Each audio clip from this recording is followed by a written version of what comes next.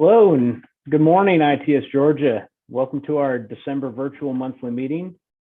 Today we're going to be hearing from the Partnership for Inclusive Innovation, also known as PIN, along with two of the local agencies that they've worked with recently.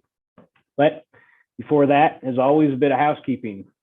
First and foremost, ITS Georgia took home a little bit of hardware this past week at the ITS America annual meeting. I'm not sure how well this is going to show up on video, but we were recognized for the ITS America State Chapter Special Recognition Award, primarily due to our continued engagement, both virtual and in person, with our member organizations and our continued giving to communities in need. So special thanks to all the volunteers that had a hand in supporting ITS Georgia this past year. Speaking of engagement, we already have a pretty packed schedule for 2022. Be sure to jot the date down for our upcoming Origin and Destination training on January 26th. This training, led by CAT Lab instructors from the University of Maryland, will be a great introduction to GDOT's new data sharing initiative. The City of Peachtree Corners will be hosting this training at their City Hall. It's going to be a great opportunity for those inside the ITS Georgia community, but also those who are not. So spread the word and sign up early. Following our January training, we have an update on the Georgia ports provided by the Senior Director of Engineering and Facilities Maintenance for the Georgia Ports Authority, Chris Novak. This will be an in-person meeting at Sandy Springs on February 23rd. And finally, in March of 2022, we will be heading back to Peachtree Corners to finally get our tour of the Curiosity Lab and an update on the V2X Live conference, which will have just occurred prior to our arrival. So stay tuned for more information on all these upcoming activities. Of course, I would be remiss if I didn't mention the Southeastern ITS Summit. This is going to be hosted in Atlanta in November of this year. We'll bring together 5 ITS chapters together under one roof. Be on the lookout for more information on this soon, but it'll be a great opportunity to network and engage with the ITS community. Following that, 2022 membership is now open. I want to give a special shout out to our member and finance chair, Stephen Sheffield, and our communications chair, Whitney Nottage, for getting this open so early. We kept a very strong membership in 2021, and we look forward to a great year in 2022. Membership e-blast should be dropping soon. Finally, ITS Georgia will be sending out a call for volunteers within the next week to search for members who are looking to give back to our organization. Please be on the lookout for this message and forward it down to young members or new members in your organization who may not be on our mailing list yet. So before we get to the presentation, I'd like to give the controls over to Roderick Ware with our sponsor Luminate and give him an opportunity to speak briefly about what they are up to. So Rod, take it away. All right, thanks, Thomas. And thank you, ITS Georgia, for allowing us this opportunity to actually sponsor today's meeting. Of course, as Thomas said, my name is Roger Ware. I'm filling in for David Swells, who's unable to show. He had an emergency show up. So this presentation is definitely going to be a brief one and pretty quick. So like I said, I guess we can go ahead and get started with the presentation. 1 second.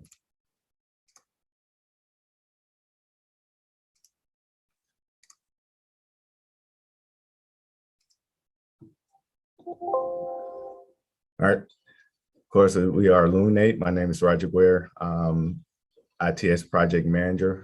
Prior to it, I was a former GDOT assistant state ITS engineer. So just recently made the changeover back in March and been going good so far. So Illuminate is basically a technology-enabled full-service ITS ATMS traffic signal and lighting integrator and contractor, basically delivering and focusing on innovative designs, proven techniques, and emerging technologies. Just want to give you a quick mission statement, like every other company, basically to combine state-of-the-art technology with unparalleled customer service to make transportation flow better, faster, and safer. As you may know, we are a Vision Zero community and looking to strive towards that. We do have a goal set in mind to actually move towards this strategy and actually eliminate all traffic fatalities and severe injuries in the, I guess, well, not in the near future, but definitely work towards that Vision Zero initiative that's been set out. Here's just a few of our core values. Of course, teamwork, our employees, customer and vendor relationships are, of course, the driving force behind any company or any success of a business. Sustainability, accountability, and also innovation. Put emphasis on innovation just because of being in the ITSGA. We utilize the latest technology and process to deliver success to our partners by deploying state-of-the-art intelligent automated traffic signal construction and maintenance services. Basically just a short, brief slide depicting what we do as far as our scope of services. Basically traffic signals. We have installed over 2,900 signals between Georgia and also our other office in Colorado, in Denver, Colorado. We do have strong relationships with signals and maintenance contracts between 50 municipalities between Colorado and Georgia. Luminate also performs installations for larger interstate and private development projects.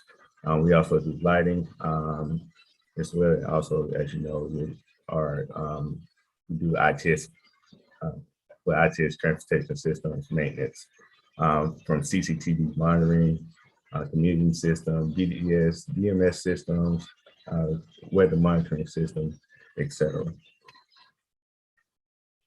Maintenance and monitoring overview. So traffic signals, Luminate is the only company in the region to provide 24/7 monitoring of the traffic signals. We monitor over 5,000 signals and devices across 50 municipalities.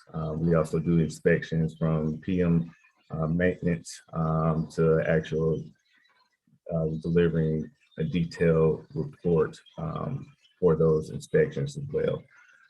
System checks to further limit the impact of traffic failures. Luminate conducts daily system checks and provides reporting for customers, alerting them to potential system timing and communication failures. Luminate offers a proprietary traffic health index system. The system assigns a score to each system on allowing the customers to plan for maintenance and replacement work more effectively. As you may know or heard the news, we had a chance and definitely excited about acquiring BTS, which expanded our Luminate offices from just Georgia to Colorado to offices seen here from Nevada, Idaho, Iowa, Ohio, Virginia, and the upcoming location in North Carolina in 2022. Again, I think that's all I had. So Thomas, I guess I'll push it back to you, and thank you again for allowing us to sponsor this meeting today. Thank you, Rod. And if y'all have any questions about what Luminate does or what they're capable of doing, please do reach out to Roderick or anybody else in the company. So without further ado, pleased to welcome our moderator for the session today, Stephanie Broxton with PIN. Stephanie is a community research manager with the Partnership for Inclusive Innovation. Within this role, she's responsible for advancing community research through meaningful engagement while utilizing the Georgia Smart Communities Challenge as a vehicle to improve the human condition. Prior to this, she served as a project manager for two major health resources and services administration Bureau of Health workforce grants within the School of Nursing at the Georgia Southern University. She is a Master of Public Administration from Georgia College and an undergraduate degree in Nutrition and Food Science with a minor in Health Education and Promotion from Georgia Southern University. As a Georgia native, she's passionate about all aspects of public administration and is grateful to continue to serve the communities across the state of Georgia. So Stephanie, take it away. Thank you so much, Thomas, and good afternoon, ITS Georgia. And thank you so much for having us this afternoon to talk about the partnership and the Georgia Smart Communities Challenge, and specifically 2 of the impactful traffic-related community research projects we advanced over 2020-2021. So here's a quick look at everything we hope to cover with our time. I'll go ahead and introduce the speakers representing our projects. First, my name is Stephanie Broxton, and I'm the Community Research Manager at the Partnership, as Thomas mentioned. I'll very briefly talk with you about the programs at the Partnership, as well as the Georgia Smart Communities Challenge. Then Jason Brookins and Keith Rowling from Clayton County will give you a brief overview of Clayton County's Smart Pedestrian Planning project. Then Kristen Wescott, Caitlin Schenkel, and Jim Bunting will provide an overview of Sandy Springs' streamlining suburban transit project. Finally, with any time remaining, we will have a little bit of Q&A with our panel members. So please feel free to send in any questions you have over the course of the presentations in the chat box, and I will try to get to them at the end of the presentation. So let's jump right in. Some of you may have heard about the partnership before, but as a brief summary, we are a public-private partnership focused on improving access and opportunities for all Georgians to drive innovation. This includes creating opportunities for all of us to thrive together through our programs and our 3 pillars as seen on this slide. The economic opportunity pillar supports statewide programs and initiatives that improve socioeconomic outcomes through enabling sustained access to entrepreneurship and innovation opportunities throughout the state. These programs will build a network of resources and support for essential initiatives that provide access to inclusive innovation. The flagship program within this pillar is called Innovate for All, which provides funding and support that helps Georgia's innovators scale essential projects. The student engagement pillar supports students at universities across the state and innovative projects across the state through our flagship program, the Smart Community Corps. The Smart Community Corps is the first statewide program of its kind for civic-minded students to gain hands-on smart city experience.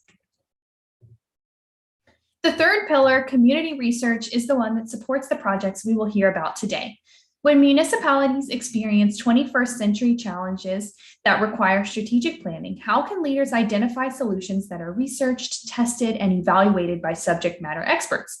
We believe that faculty in higher education can help to cultivate solutions to community challenges by engaging directly with the communities where their research will be applied.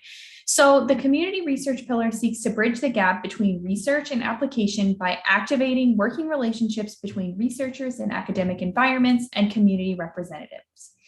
The partnership supports community research in a variety of ways, including our flagship program, the Georgia Smart Communities Challenge. Often referred to simply as Georgia Smart, this community research assistance program empowers communities on their journey to innovation by helping them to envision a smart and connected future. Over the last 4 years, we've had the privilege to support 16 communities across the state in a variety of projects, everything from installing sea level sensors and evaluating corresponding data to planning for autonomous vehicles. You can see all the communities we've worked with on the map on this slide. We look forward to launching a request for proposals in search of new projects to pair with researchers in spring 2022, and we hope some of your municipalities will consider application. If you're interested in learning more about PEN, Georgia Smart, our past programs, or are interested in future application, please feel free to reach out. You can visit our website at pengeorgia.org, follow us on social media at PenGeorgia, or reach out to me directly at stephanie.broxton@innovate.govtech.edu. With that, I would like to welcome Mr. Jason Brookins and Mr. Keith Rowling to discuss their Georgia Smart project. Thanks, Stephanie. Good afternoon, everyone. Pleasure being here today to talk about our project. It's interesting when we kind of went toward this endeavor, I didn't realize how much work or how much attention we paid to it, but it really is a positive project and has really brought a lot of good to the county. So with that, Stephanie, if you'll, next slide, please. So our project team was, it was a big team. Our core team was about, there was 3 or 4 of us that kind of met every week or two.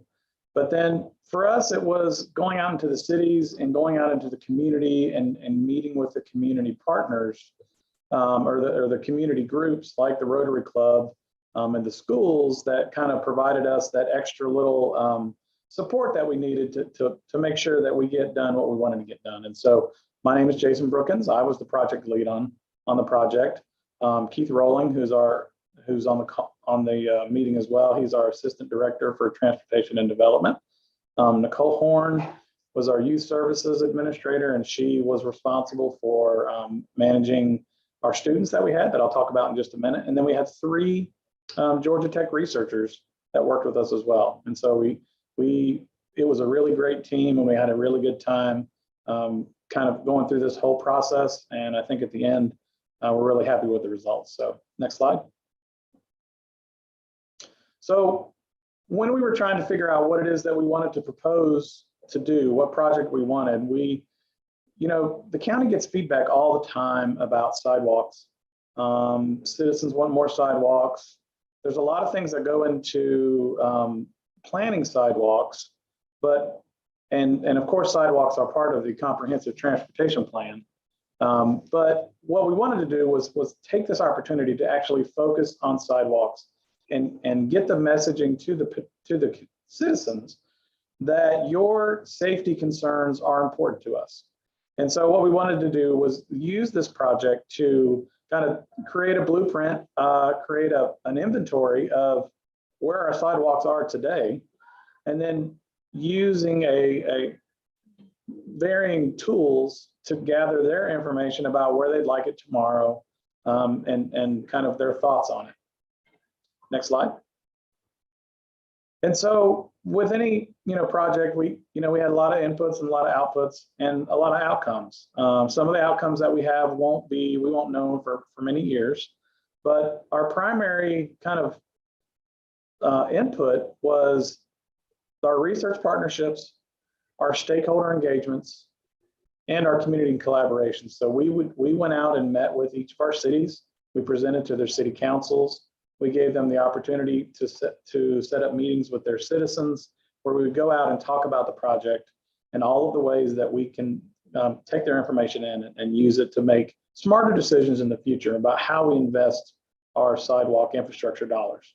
And so some of the outputs from this, we did a survey, and so we got lots of good information from our community survey that we went out and that we did. And then what we'll talk about in just a second, Keith will, is our database. So building this inventory of sidewalks, not just where they are, but the condition of them as well. And then, when we get to the end, we want to ultimately be able to make the best decisions about our infrastructure investments, and then just improving community awareness about how they can become involved to help decide where and influence where we extend sidewalks into the community. Next slide, please. And so our project timeline. So we started in September of 2020. We did a lot of work on the back end with community presentations about what we were trying to do. The Georgia Tech team did their literature reviews, and we basically just kind of put the framework in place for us to start gathering the information. And so in January of 2021, we actually were able to hire 28 Clayton County high school students who came in and using a tool, an API tool with Bing Maps, was able to look at all of the sidewalks in the county. And so what they did is they would go in and they would speak to or indicate where the sidewalks were, if there was any cracks in them, how wide they were, and things like that. And so our students were an essential part of this project. And that's kind of our big victory from this, is that we were able to bring in the students. We were able to expose them to municipal projects like this, and hopefully we'll make them more engaged in the future. And then we had a large community event in July at one of our senior centers. We had we had really good turnout for it. And then we had some interns from the Smart Community Corps. And then, that took us through July. And then August to October, we kind of wound everything down. We were still working with Georgia Tech to get access to, or the sidewalk sim utility, the tool software. And then we've made our final project presentations. So next slide, Stephanie. And so our framework for this project was threefold. We wanted to get an accurate sidewalk inventory because you can't really make decisions until you know what you have. And that information has to be accurate.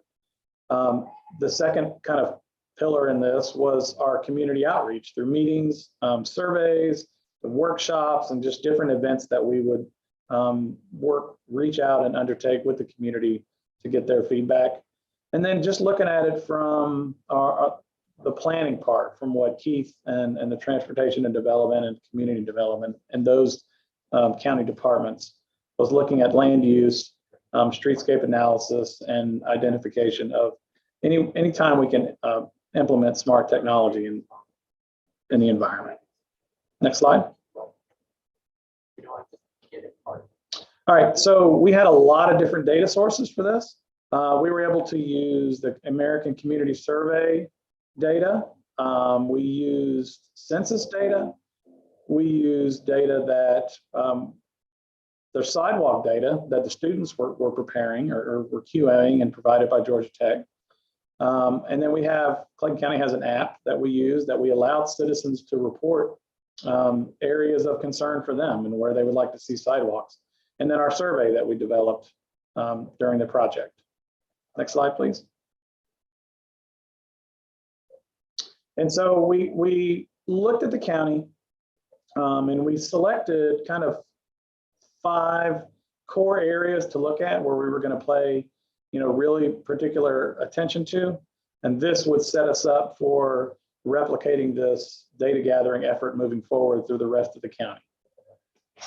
And so the area in green on the right are corridors that we chose that had the most kind of interest groups form.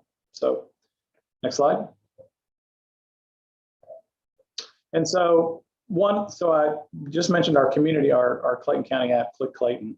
And so what we did is we were able to add a category on so that they could, and you can see the picture on the left is an actual report that was made where a citizen was requesting a sidewalk. And so on the picture on the right, the red line is what they requested. And so what this allowed Keith and his team at T&D was to go in and look at it and decide, well, we can't really put the sidewalk there, but we can put it here where the white line with the white dots are, and it will serve the community and get access to the schools, which is ultimately what the citizen wanted, was safe walking access to the schools. And so that information was collected, and then we'll use it as we make plans moving forward. Next slide, please. And so I'll let Keith talk about our sidewalk network. Good afternoon, everybody. Yeah, we had a lot of data gathered. The file for our inventory is 250 megabytes. And when you try to load that in GIS, it takes a minute or two. But as you can see from the data up there, all the sidewalk links, not including that, we've got another 467,000 points or features that are associated with that. And that goes to the time it's going to take us to do the QA/QC. A lot of what the students did helps with that. I'm still looking for some of that information in this data, but we'll get there in shortly, I hope. But anyway, next slide, please.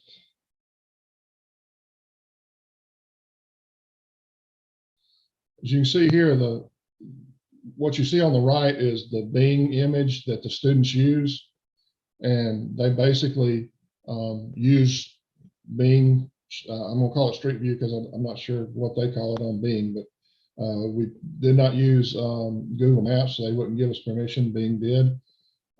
So we used their video or their images and basically walked down through there. The students, the researchers on our selected corridors actually went out with a device and actually mapped the the cross slope and all the other things that go along with that. Next slide, please. The case study on Terra Boulevard. This is basically one of our most busy routes.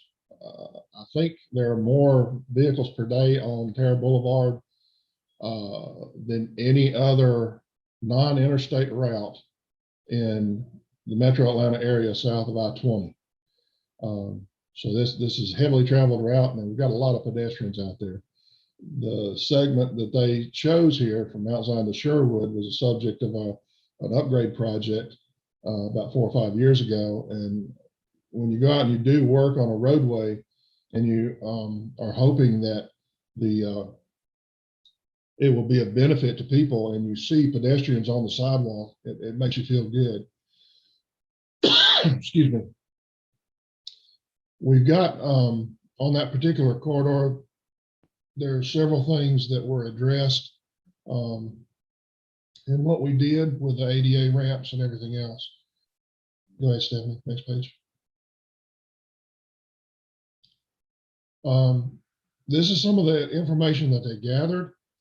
I'm not sure who put this slide together, but I disagree with some of it.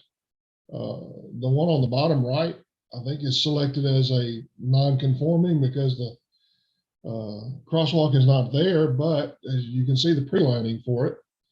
And the one on the upper right is selected as being conforming, but yet the yellow truncated dome surface, as you can see in the one in the middle on the bottom, fades. As you get older, as I am there, that yellow, because your eye lens yellows as you get older, that yellow fades into the concrete color. So it's not highly contrasting, which is what ADA requires. So there's more things to consider when you're putting in sidewalks and wheelchair ramps and crosswalks than just how it's constructed. There's also the other aspects of ADA that have to be addressed. So it's a good start. We're getting there, and this is where the QA/QC will come in eventually. Next page, please. This is a report that was basically the result of the inspections. As you can see, there's a lot of things that are addressed. And I think there's one more on the next slide, Stephanie.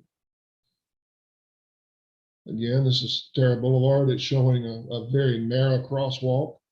One thing about that particular location, the concrete, the seam between the concrete and the asphalt of the parking lot is the right-of-way line. So we could not get off the right-of-way. And since this is a state route, they would be the ones that would need to help get right-of-way to make any other improvements. So when we talk about everything that has to go into purchasing right-of-way, buying the easements, and then constructing the sidewalk, it's more than just oh, we can just go out there and lay some sidewalk down. Next slide, please. And Jason's going to go into our next steps, which, as we talked about, was the QA/QC, but also a lot more. And Jason, go ahead. So we got a lot of next steps, a lot of different places that we can go with this, and so we understand that the inventory is nearly complete, but there is still some work to do, and so we're going to work towards that. We're hoping that we can actually start conducting video inventories of the sidewalks themselves, and so there's a tool that they use where they attach a tablet to a wheelchair and push it on the sidewalks, and it takes all of the kind of takes video so that we can go back and then inspect and mark down all of the attributes of the sidewalk. And so we We don't know how much that would cost, but we're hoping that that's a logical next step for us. And then looking at the equity assessment. So where are the sidewalks in the county? And from a social equity standpoint, how does that line up with where the citizens are and what their needs are and the desires? And then, a little bit longer term is looking at our ADA transition plan. Next slide, please. And so, moving just in the future, there is an ITS for Us project that is underway in Gwinnett County, I believe. Dr. Randall Gunsler, who was one of our research partners, actually is working on that project. And so when he assisted us in setting up and formatting the data for this project, it's in the same format that they need for that. And so it would be easy for us to slide into kind of contributing in that program. And then, using and finding additional grant funding to allow us to finish that work that I talked about in the last slide with the students. And then trying to get that QA, QC work done that Keith talked about. And then using this information that we gathered as we look at future projects, future SPLOST projects, where we have sidewalk implementations laid out and just seeing where the best place we can put that in. So with that, Stephanie, I believe that's the last of our slides. Great, thank you guys so much. I'm just going to take one moment to swap over the slides on my end, and I would like to welcome Kristen Wescott, Caitlin Schenkel, and Jim Bunting from the Sandy Springs team, who are going to talk shortly about their Georgia Smart program.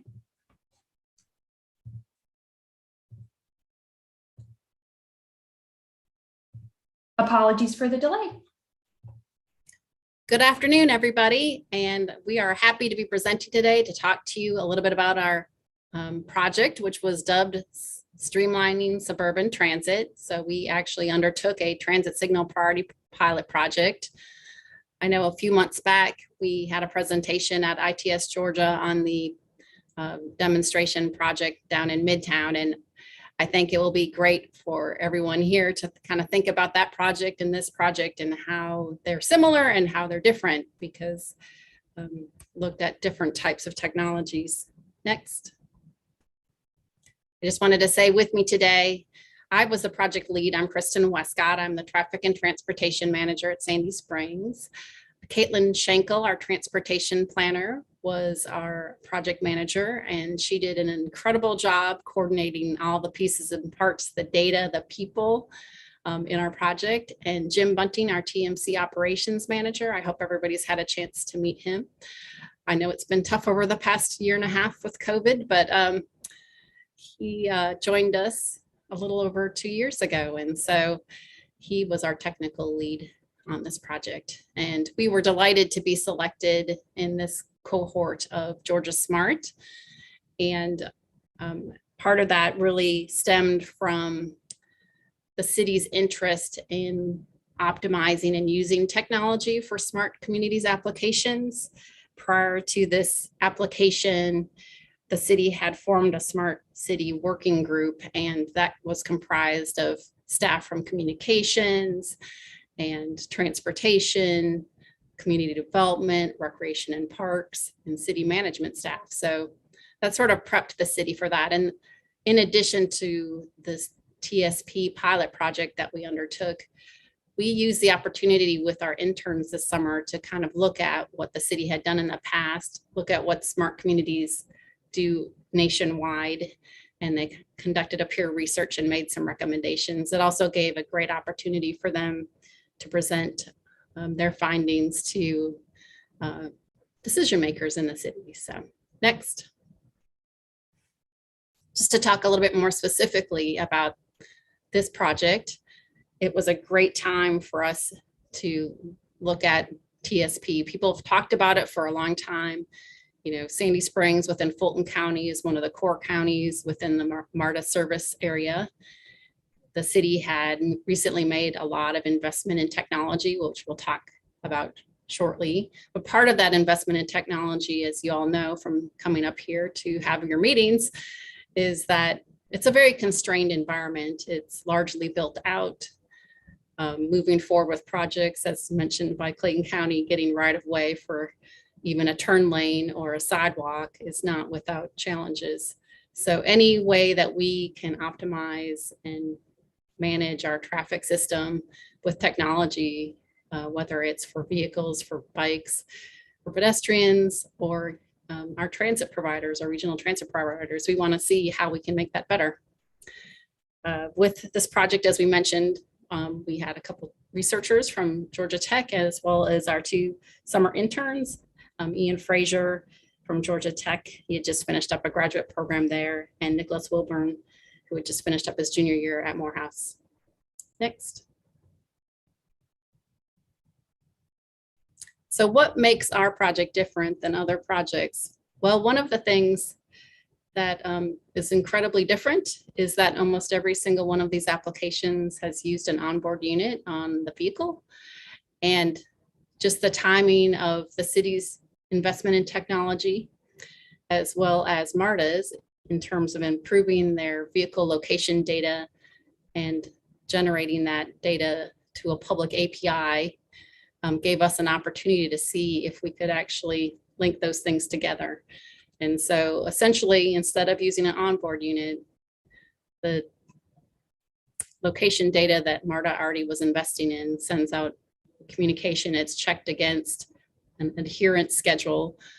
That adherence schedule is programmed into the system and determines whether or not transit signal priority will be granted. So we'll talk a little bit more about that as well. Next. So again, the technology investment. The city, about a year and 2 years ago, made a decision to invest in an emergency vehicle preemption program for its fire safety. And we deployed that across the entire system of 132 signals within the city, and actually a couple just south of the border as well. And in addition to that, the city has over, I guess it's now been almost 10 years since 2013, invested in adaptive signal timing. It started on a multi-city investment on Roswell Road, starting with Sandy Springs and up to the border with Roswell and Alpharetta. And then over successive projects, we invested so that now we have 91 signals under Siemens Adaptive Scoot program. So with those 2 investments, we were able to really think about how we might integrate that with transit technology. And so the goals of our project, one was to test effectiveness of our, how does it work with an API, not using an onboard unit. We also wanted to understand the impacts of transit signal priority on other travelers, right? So does granting transit signal priority mess up traffic? The other thing we want to focus on, this little map here shows Route 5, which is one of MARTA's most heavily used routes. It travels between the Dunwoody MARTA station and Lindbergh, but we really just looked at this section that's highlighted in Sandy Springs. We also brought on board City of Dunwoody, since the station actually is in Dunwoody, to look at how we might integrate across a corridor. We know that the MARTA system is region-wide and goes across county and city borders. And we want to be able to, if we're going to implement transit signal priority, have a streamlined system and make sure it works across different signal controllers. And finally, we wanted to identify next steps for implementation. And we did, as part of our grant, get assistance in developing a TSP implementation plan. Next. As I had mentioned earlier, we had a pretty robust project team. And so starting with us, I mentioned everyone there, but we also worked with City of Dunwoody, particularly Eli Veith, our 3 professors at Georgia Tech, primarily Dr. Hunter and Dr. Carrie Watkins, but also Dr. Engshman Gwynn helped us out there. At MARTA, David Emery and Shankar Kalambakam were extraordinarily helpful. I know David spent a lot of time helping us get the technology streams working. We also had implementation assistance from Temple and Applied Information. And then we went through a procurement process and hired Kimley Horn to help us with our TSP implementation plan. Next. So just talking about our timeline. So it seems like, wow, you're awarded this project in the summer and it's going to kick off in the fall. And oh, wow, we've got a whole year to do this. No problem. It is a very intensive process and we had a lot of fun doing it. We learned inordinate amounts.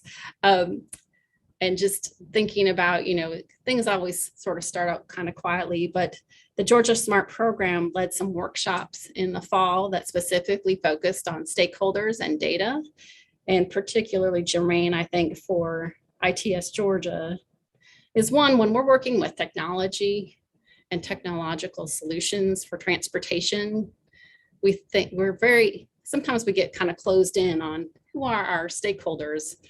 And Georgia Smart, through facilitated workshop, really made us think and expand our view of who we might be impacting. And with that, actually, we expanded our scope of work and used that as an opportunity to help define some tasks for our summer interns, including doing a ridership survey, reaching out to the bus operators at MARTA, which is pretty unprecedented. The other part that I want to point out with ITS Georgia is everyone here just about has some kind of impact on local, state, or other government organizations. And it often comes back, what is the impact of these investments? So whereas people can see an intersection improvement, they can see a roadway widening, they can understand the frequency of bus service increasing from, say, 20 minutes to 10-minute headways. But it's very challenging for people to see what the benefits are of some of our ITS investments. And so one of the questions that we had been presented in Georgia Smart was, how do you communicate the benefits of invisible investments? So I challenge all of you with that. So I know that this group is very interested in how this technology worked and what we did here. So I'm going to focus a little bit more on the procurement and configuration of our devices and sort of our pilot study. And with that, next slide, please. Wanted to have Caitlin speak a little bit about how MARTA's API was set up for us, and also just in terms of our pilot configuration. Great, thanks, Kristen. I'll say that it was critical to have MARTA on board with us. When we first approached them with this project, it was spring 2020, and they were developing an API where the bus location information would be updated every 3 to 5 seconds. Well, COVID hit and other things got in the way, and so that API development took a little bit longer. And so when we were ready to do this pilot in March of this past year, MARTA actually had to configure an interim API to provide that bus location information to us that frequently in order to do our pilot. So we were working with this interim API during our pilot process in order to get that frequency of information. Without having frequent bus location information published to the API, we would not be able to use this structure of TSP because that is how the signal control system and glance units were able to determine whether or not to provide TSP was based on where the bus was located. So if it was only updated every couple of minutes, that's really not a good picture of how close it is to approaching the signal. And so it was really critical for us to have that working API when working in this structure. And the other element I'll mention is that we did a before and after study design. And so we would have 1 week on with TSP on, 1 week off with TSP off. That way we could compare them week to week. With COVID, things were changing week to week in terms of travel patterns. And so having the before and after 1 week on, 1 week off was the best way to have more consistent results. And so with that, in this pilot environment, we did run into some challenges. Sometimes the API would be offline. Sometimes our TSP would be offline and we didn't know it. And so we did extend out our pilot study from 4 weeks to 6 weeks in order to get enough data. But it was super successful, and we are very grateful for MARTA's participation in this. Thank you, Caitlin. Next slide, please. I know that you all want to hear me talk about technology, but I'm going to have Jim join us and tell us a little bit more about the things that we did cabinet side and everywhere else, because I would just say we did stuff. So Jim. All right. Some of the things that we had to do to get this to work, we utilized the existing EVP system. The add-ons that we had to do, there was a D panel for an interface between the glance unit and the controller, and we created some zones. That's where the API was, where we used the GPS positioning, and based on journey times to the signal and where the bus was in the zone, we would Scoop would determine whether or not to grant the priority. So we installed a D panel, and that gave us the special status bits that we needed to trigger the controller. Next slide. So this is an example of the zones, and basically the bus would come into the zone. It would have adherence data with it. If it was, we determined them for this pilot was, if it was a minute late, then it would get the call, and then based on where it was in the cycle, Scoop would determine whether or not to grant priority or extend. Next slide. One of the challenges was with our partners at Georgia Tech was they were to interpret the data. We had to go through and explain to them how Scoop would operate with the links and the stages and such. So there was a lot of back and forth between the groups to explain the data, because throughout the process, as it transitioned through each one of the events during the transit signal priority, there'd be codes and this, that, and the other. So we had to get a little data dictionary, if you will, so they could determine what the data was. Next. And this is just more of that same data that we had to go through there. I mean, you could see here for those that do this, there's no magic. It's just Scoot, and it's still a sequence of operations. And so that's basically all this is we're trying to explain to our partners of when they saw stage this or link this, that it meant something to them. Next.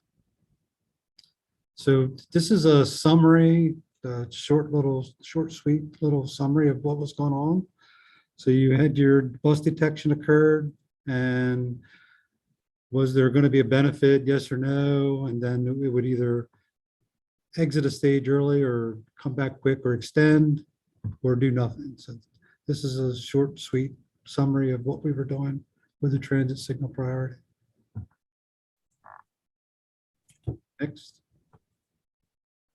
Thank you, Jim and Caitlin, and feel free to jump in on any of these challenges and observations that we've made. And hopefully we'll leave a couple minutes for questions for everybody. But just in terms of what we did to recap, we had to modify our Scoot system. We had to set up the glance. So we, actually procured additional services to do that.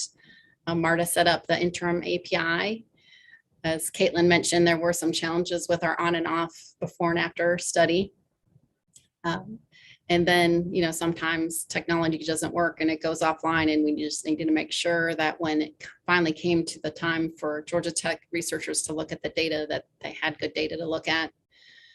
And with that, the little image shown here shows the raw vehicle location data, and you can see down at the far east end, this is north facing up, is the Dunwoody MARTA station. And when the buses get to the MARTA station, it probably has to do with a lot of built environment there. It's all over the place. And so our two signals that were inside of Dunwoody, unfortunately, we couldn't evaluate that data quite as well because there was a lot of overlap with the vehicle location data. Next. But we want to be able to tell everybody happily, the main finding is that this kind of technology works, that we can operate transit signal priority successfully with an API when the conditions are met. We also observed that at least during our pilot project, which wasn't, a year-long project, it was only a couple months long, we did not identify any impacts to our emergency vehicle preemption.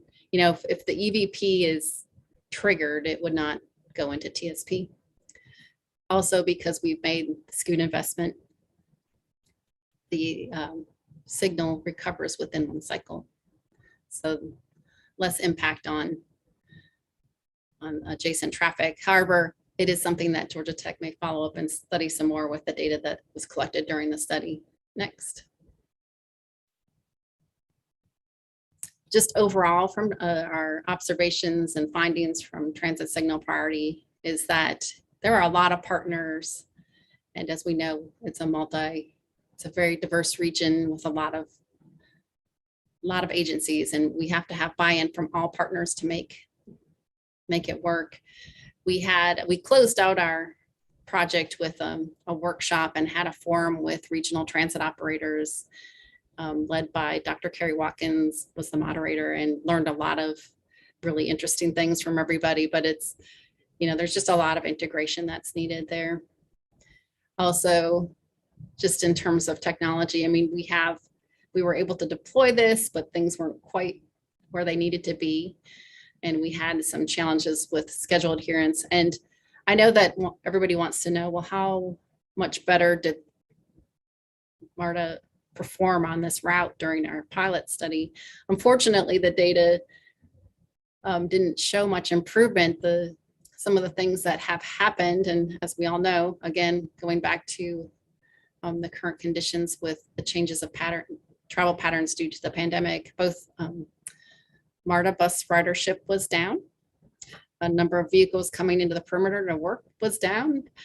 And whereas at the beginning of our study, and even when we were envisioning this study, the timeliness of the MARTA route was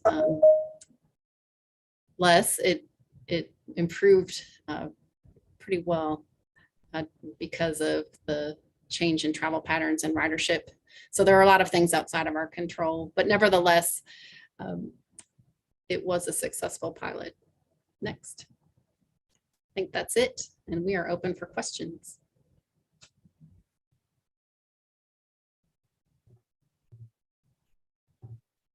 Okay, so thank you so much. While we wait for a couple of questions to come in, if there are any, we have just a few minutes left in our presentation time. So I've prepared just a couple of questions to get the ball rolling. So I'll just kind of throw these out there for all of our panelists. And thank you again to our panelists for being here today. So what we'd like to know is, how did your project, specifically the smart technology aspects of it, improve the safety, mobility, and efficiency of transportation for community members?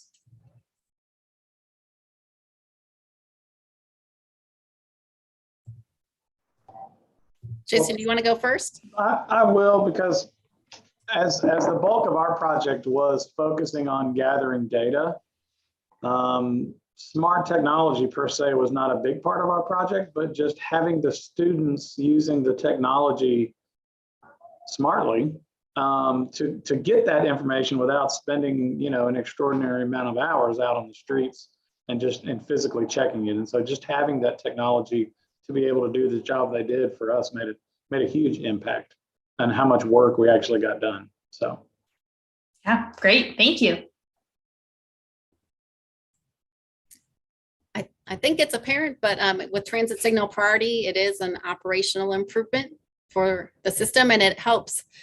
So many of our transportation investments are focused on people in their vehicles, and the fact that we can leverage this technology to help people using public transit, and maybe even encourage people to use transit because that on-time performance is improved, is pretty compelling. Yeah, absolutely. Absolutely. All right, guys. I have just one more question. I think that might kind of close us out. So how can we encourage and support other communities, especially, considering that both of your communities are on the larger side, if we're looking at smaller communities, if they're looking to pursue smart solutions to transportation issues, how can we encourage them? For example, what are the first steps in a project like this to identify what you even need?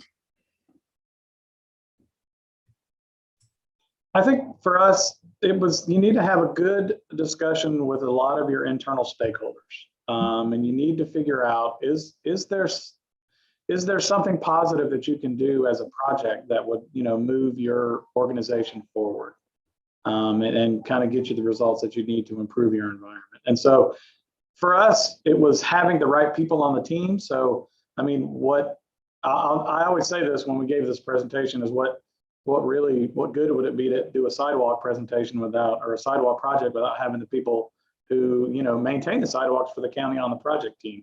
And so having that full team buy-in, and making sure that everybody's on the same page and that the goals of the project are consistent across is how you get started. And then from there, you can go out and look at, the Smart Communities program or the PIN just all of the different programs that are out there. There's organizations that want to fund research, and you just have to be willing to put the work in and get the right people involved to make it happen.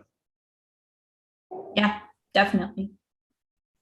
Well, I think just in general, you need to have a problem statement and some kind of need that you're trying to address. So in Sandy Springs, we're always trying to improve transportation conditions for, everybody, whether they're walking, bicycling, riding transit, or driving.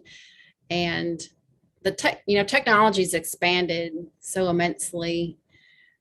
One of the things that drove this pilot project for us was just thinking about the investments we had already made. Is there a way, we really did think about this, and it's like, is this something that can work here with the technology investments? Do we have to make additional investments? And I think you have to really think about, is technology the right application to address the needs, right? So, because there's a lot of technology that maybe it's not suited for an application. So I think you really have to think about how technology might optimize the processes and procedures that you already implement within your cities and counties and across the state. So, but I think that's applicable for all communities, really. That technology alone isn't the solution. You need to have a way to harness that. But that was something that our interns actually looked at. They interviewed department heads across the entire city to find out what kind of technology investments each department had made. And they put it into a chart and presented it in a presentation, but talked about how, sometimes a department like the police or fire might be collecting data that could be used by other departments. We just don't know that they're collecting it in that way, in that, format. So that there is a lot of data that could be shared if people knew that they, but you get kind of compartmentalized and you don't always know across an organization all the resources that you have at hand. So that's, you need to inventory what you're doing across departments. Yeah, great. And actually, I feel like that's a great closing thought, because of course, at the partnership, that's something that we love to hear. And that's something that we believe in as well, is the path to innovation is not just technology on its own. There's a lot of factors that go into making a community a smart community. And that's what we want to be supportive of at the Partnership for Inclusive Innovation. So thank you to all of our panelists for being here with us today. And we will turn it back over to Thomas. Thanks so much. Yeah, thank you, Stephanie, and all the presenters today. Some really interesting and diverse uses of technology to serve your customers. Stephanie, I'm going to put you on the spot real quick. Did you say the Georgia Smart Grants are opening in spring, or they're due in spring 2022, of course? Yes, sir. So they will be opening in the spring of 2022. We don't yet have a date for when they will be open, but I would anticipate somewhere in mid-spring, potentially March. And certainly I will let you guys know so that you can distribute it to your organization listservs as well. Yeah, so absolutely, everybody be on the lookout for that, especially the public agencies, but on the private side as well. Share that information when you have the opportunity to. Yes, thank you so much. Absolutely, and we'll definitely share that with our members. So thank you all for attending. If you do have any questions for the presenters today, please reach out to the contact information they provided. If you didn't happen to catch that, you can reach out to myself or anybody on the ITS Georgia or any of the ITS Georgia volunteers, and we can get you in contact. So I guess with that, everybody have a,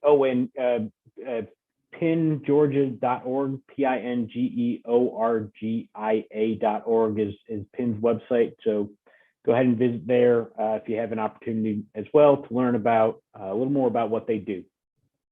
So with that, we'll close it out. Everybody have a safe and happy holiday season, and we look forward to seeing y'all in 2022. Bye now.